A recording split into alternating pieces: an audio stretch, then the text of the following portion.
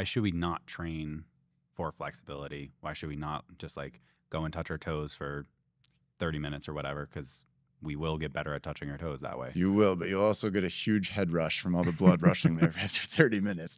No, so for training for flexibility, and I know that a lot of people, they're like, oh, I do a lot of stretching and things like that. So static stretching, well, let's start with this. So static stretching, when it comes to just improving flexibility, is something that requires actually short bursts of like consistent effort.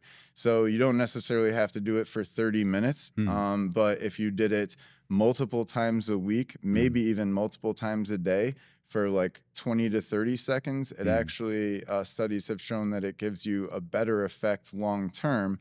However, when we talk about long term, that could take 6 to 8 weeks. Yeah. Also, it can easily go away, right? And not that mobility can't, but flexibility is just something that, again, isn't really going to translate outside. You're just in these positions holding a stretch. Studies have found when you're training for just flexibility through static stretching, you're predominantly just training the pain and stretch threshold that you have within your body or tolerance. So you're not really getting more flexible. You may be getting more flexible with enough time and enough stretching, but you're more just getting your body more accustomed to dealing with this stretch feeling. And that's why we don't necessarily recommend just tremendous amount of static stretching. It's just not very effective in getting the responses that we want out of the body.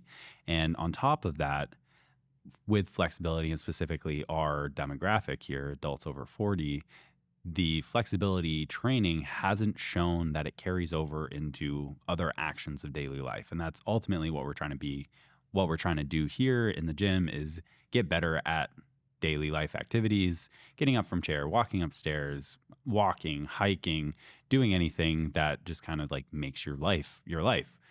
Flexibility was shown to not improve any of those functions, while mobility showed a drastic increase in the capability of people who were practicing it. Yeah.